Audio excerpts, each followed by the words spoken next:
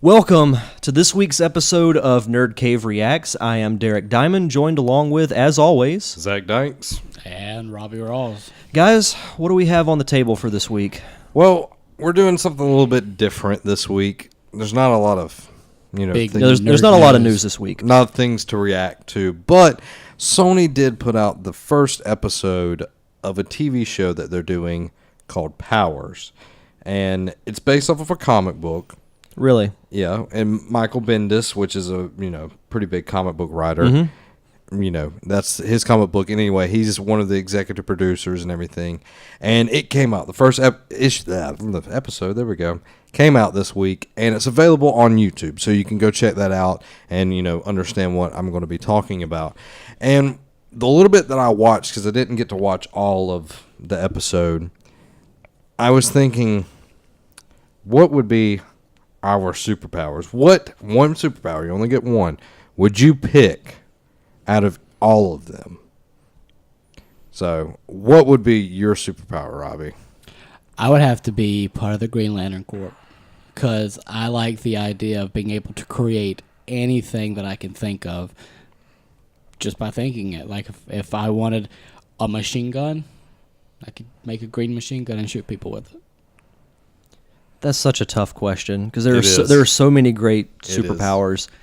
And three really come to mind, but since I only have to pick one, I would have to take the cop out, and I would say super speed. I'd love to be able to get somewhere like that. Yeah. It would make everyday life more convenient. I'm going to one-up Derek. Teleportation. Oh, that's a good one. To me, it was close between that and healing, like Wolverine's healing ability. That would be great, too. Yeah. I would want to be like Nightcrawler, but without the brimstone smell. Without the stank smell. The rotten egg smell, and everyone hates Nightcrawler because of that. Well, that's a great one. Yeah, and what we're doing in this video, we're coming up with, each of us has a topic, and I didn't really explain that at the beginning. So that was my topic, and now we'll go across to Robbie. Funny thing, like when you said the Nightcrawler smell thing, remember in the X-Men movie, whenever he's in that small room and he just keeps teleporting, think about how bad that room smelled. But anyway, my topic is the Department of Transportation wants cars to disable cell phones while you're driving. That means driver and passenger, nobody can use their cell phones. It's not a good idea. I understand the reasoning behind it, but what if you get in an accident and you can't, call somebody because your phone shut off? Well, your phone will be like what it uses is there's a thing in your phone that lets you know when it's moving, like the whole GPS. And like if you're doing the maps or whatever. Yeah, it lets you know whenever you're stopped moving at a high rate of speed. So once you've crashed, you can use your phone again. Oh, okay. Well, that makes sense then. But it's just while you're moving at a very fast speed is when you can't use your phone. Like everything's disabled. Videos. Okay, if that's the case, then that makes a lot more sense. I can see why. A lot of people, and I've been guilty of it. All of us have been guilty definitely. of this texting and driving. And when you think about it, a lot of people have lost their lives because of texting and driving, because people, couldn't wait. And it's a horrible thing. And I'm not saying that this is a horrible idea. It would cut down on that extremely. 28% of all car crashes are related back to cell phones. Yeah. And used to, it would only be because of, your only distraction in the car would be your radio, like changing the channel. Now you have this device that controls the internet. You can go anywhere and do anything.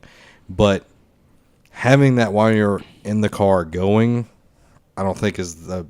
I think you should still be able to, play music or a podcast or something like that, but not texting or YouTube or... if there's a way that, because they can go... You could shut off certain aspects of the phone. Videos and texting and calling. But because they did say something in the article that everything is cut off except for things that you can voice control. Yeah. Call Susie. It'll call. Right. Well, AT&T has an app out where you install it, and then when you get in your car, you hit start or whatever, and like once you get up to 15 miles per hour, it locks like all the other functionalities, but you can still play music, you can still call people, like right. You hit the thing, so you call whatever. That that's a start of the way, but you can't really argue. Well, I want to text and drive, because that's not safe, and it's not safe for you, and it's not safe for the next person. But what kills me is, I know there's been. That's terrible, Zach. Is the idea of me being a passenger, and if I'm on a long stinking drive, not that I don't mind talking to my friends or family, but you can only talk so much. Like, you want to listen to music or watch a video, you really can if your phone's cut off. Yeah, I can see that as a different drawback. Being a passenger, I'm mainly thinking from a driver's perspective. Yeah. But and there'll be ways to get around it for sure. Oh yeah, it'll be interesting to see how that develops, though. Like it's a good idea safety wise, but like I think there's drawbacks until they can figure how to better put it out there. It's something that will take a lot of fine tuning, but I like the concept of it. Yeah, because like we said, there are a lot of car accidents daily, and a good bit of them are because people look at their cell phones and they just can't wait until they stop or at a red light or get to their destination or whatever. So I like the reasoning behind it, but I'll be interested to follow that story and see how it goes and see how it progresses. And of course, it'll be on newer models, not you magically can't do anything in your car. So. All right. Well, my topic, and I'm stealing this from our friends over at the Pop Culture Palette, which you should check out. It's a great show. Available every Thursday. Yep, on iTunes. But we all love video games. No. No. Well, right. Okay. Okay. Well, we're skipping Derek's topic. It's crap. We all love video games. Yeah. And I'm sure, when we were kids or even now, we think, what would it be like to live inside of a video game universe? So my question to you guys, if you could live in any video game world and you wouldn't be a main character, you would just be a normal, everyday citizen, what would that series be? That's hard. Yeah. I'm gonna have to go with one of my favorite games of all time. I would love to live in the Mass Effect universe, and more specifically, I would want to live on the Citadel. What's your favorite store? I have to go. I'm kidding. I like the Sorry that's a prostitute. That would be my favorite store. I can understand that. That's on YouTube as well. Robbie? This is definitely difficult, but there's technically a Power Rangers game, so I like to live in the Power Ranger universe. Angel Grove? Angel Grove. Would you be a regular at Ernie's Juice Bar? I would be, every day. So you would live a normal life just with Power Rangers. That's pretty boring. I'm just... Hey, from my aspect, it isn't. Yeah, but you're not going to see Power Rangers all the time. Like, I'm going to see giant monsters ransacking my tail. Exactly. Why would you want that? Of course, I do have Reapers in mind. I was thinking, do destroy the Citadel. Anyway, mine is completely off the wall. Most people would think I'd pick Zelda, but I'm not going to. I'm going to take you to a game back to my childhood. I've briefly mentioned it on this show. Pong. No.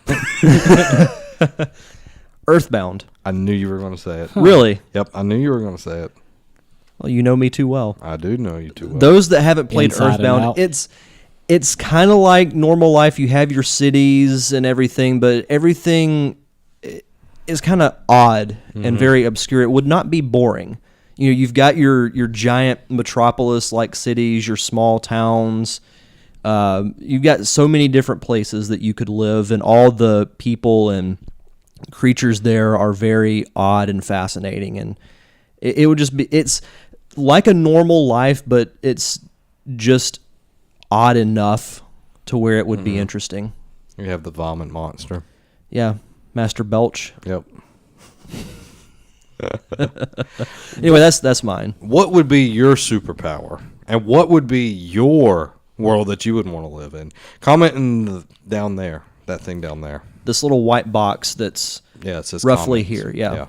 Do that for us. And also hit the subscribe button and like. if you haven't already. Yeah. And like, yes, absolutely. Because we like to see likes and and subscriptions and all that We good do. stuff. Yeah, and make sure that you check out all of our other Reacts videos. We've talked about when Spider-Man came to the Marvel Universe, Supergirl's costume, a lot of different things. And if you're into basketball, The definitely sexy one, sexy costume. Yeah, sure. If you're into basketball, make sure that you check out mine and Robbie's For the Win every week. Mm-hmm. And we have some awesome and amazing very good interviews from From Pensacon. Pensacon, yes. They have people from Game of Thrones. You got the Candyman, Tony Todd, Colin Baker, the Sixth Doctor from Doctor Yep. Who. You also Even have Katrina Law and Nick Tarabe from Arrow and Flash. and Guardians of the Galaxy and Gilmore Girls. You have Sean Gunn. Yeah. So there's a lot of stuff to check out, and we're building more and more on the YouTube. And, come along for the ride. Follow us on our It's journey. fun. We have candy. Yeah. Yeah. Come to the dark side. We have cookies. And, I have a nice white van and I'm with on- no windows that has lots of candies. I'm on tease it right here. Smash Brothers is coming. So there you go. Thank you for watching, and please like and subscribe.